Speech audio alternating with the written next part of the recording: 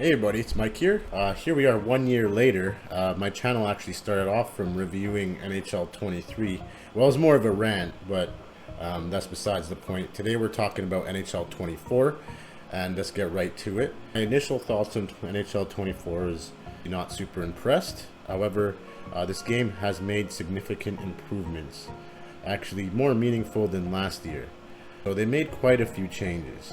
I would say the biggest change, at least what I've noticed, is the goalie animations. So now you got goalies making all sorts of different saves. I find they're better than they have ever been. So I think I can finally say the NHL or EA has finally got the whole goalie mechanic down. Also introduced a new type of control scheme. And at first when I was playing, I didn't know how I felt about it because they definitely switched up the skill stick controls. And I'm a personal believer, if something's not broken, why don't mess with it, just leave it.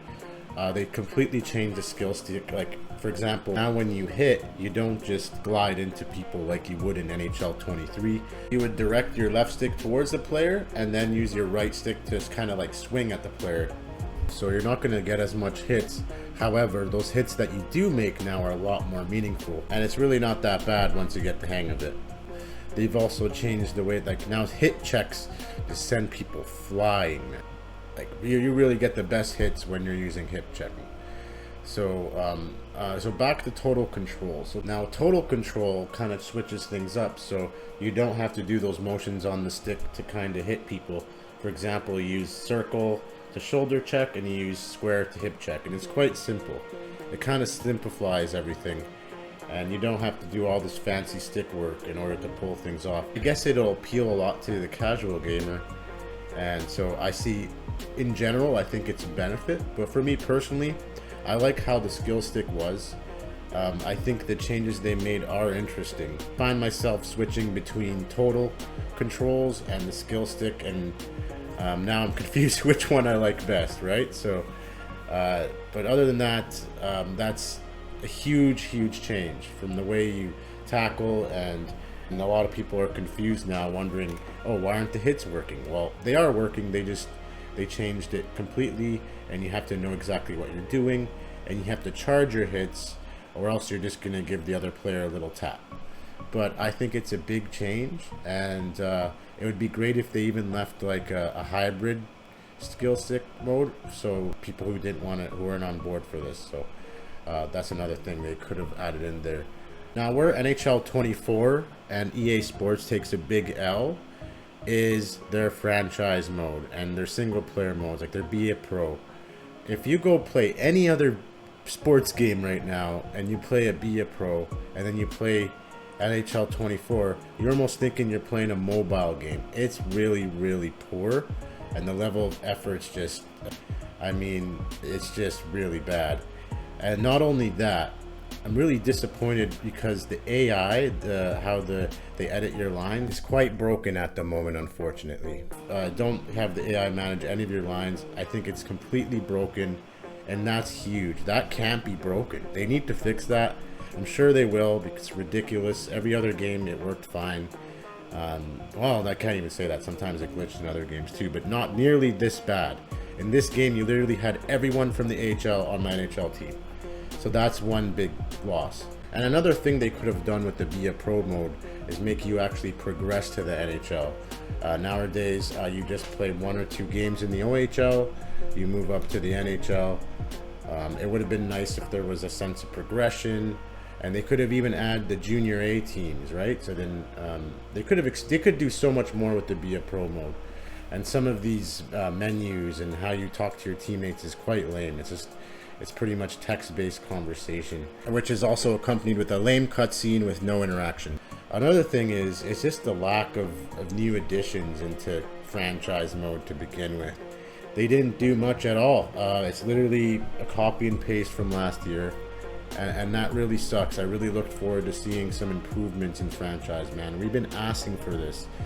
Same thing for Be a Pro. You play any other sports game now and you play Be a Pro and then you play this, you literally feel like you're playing a mobile game. So it's another huge missed opportunity by EA Sports, and I find myself, I'm continually saying that, even with EA Sports FC 24.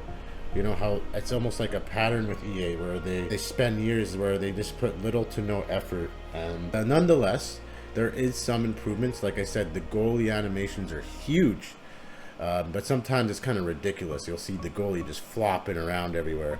Also made quite a few significant gameplay tweaks, like assisted passing. So now you get buttons for who you want to pass it to on your team, and I like that extra layer of control. So I thought that was an improvement personally. The main additions in NHL 24 is the exhaust engine. So basically the exhaust engine is a result of sustained pressure by shooting at the net, passing it to your teammates and just creating that strong offense, and your meter will slowly build up. And at the same time, the goalie will actually fatigue. So there's kind of two parts to it. And this is pretty cool because it kind of reflects how goalies get tired in real life. They're, of course, like their stats going down, that also makes sense, and then the player stats going up. However, I can see this being used as kind of like a cheap mechanism online where players can just keep building momentum, and or players will just kind of hold there with the puck and just kind of be cheap and just to take advantage of this new mechanic. So hopefully we don't have to look forward to that. Yeah, so that's one thing I'm worried about in terms of online play, but in terms of a mechanic on its own, I think it's a gameplay improvement. And those of you who love Ultimate Team, you're in for a treat. They added something called Hut Moments, which kind of acts like a successor to Hut Challenges from previous years, except a more improved experience. You'll relive iconic moments from hockey history, and I think this is a really good improvement.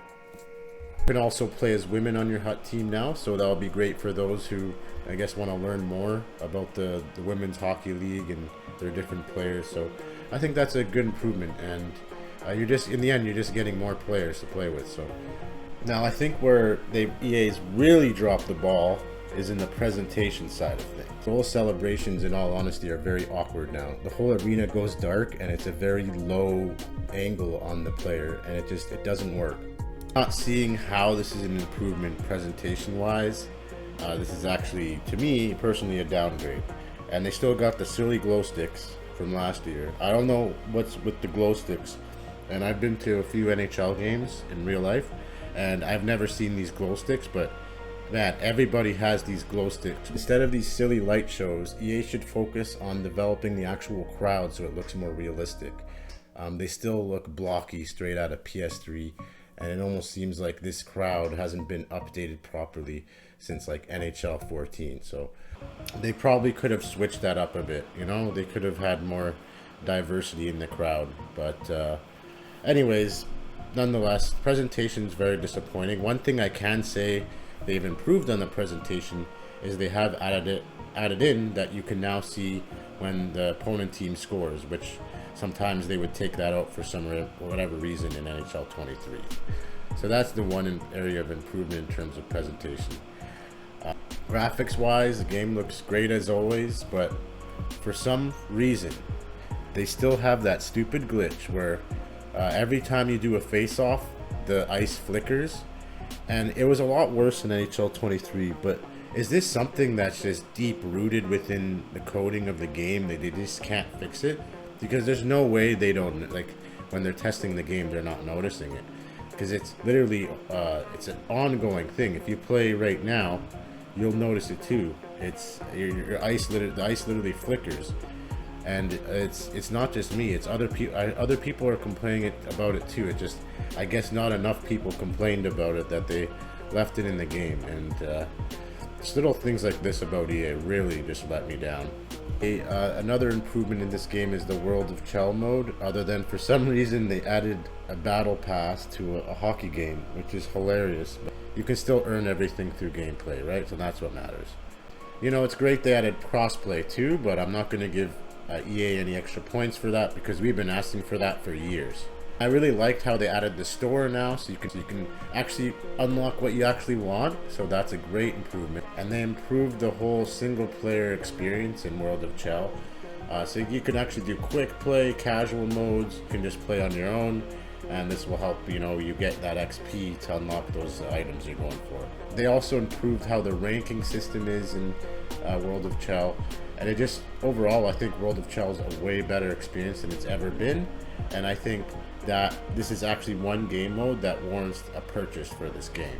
Am I gonna recommend this for a purchase for anyone? No, definitely not, unless you're really into World of Chell, because that's where they really did it. Or obviously for those who like Hut, you're gonna have a great time. Just buy it. But for anyone else who just wants to experience it casually, you know, maybe through franchise, and you get more excitement from that, I think this is where the game really drops the ball. So you know, don't expect any surprises in terms of presentation. They do have the control changes, but otherwise I can't recommend this. It's definitely a 6 out of 10. And I really hope EA improves. They do have a monopoly over the hockey franchise, and they can do so much with it, and it really wouldn't be that bad. It's just, you know, they just put all their energy into Hut and stuff like that, so why do they need to spend energy on the single player when they're going to get the money anyways? So we just, as consumers, just have to not buy into this stuff. But so at the same time, it's not a horrible game. They've made some cool improvements.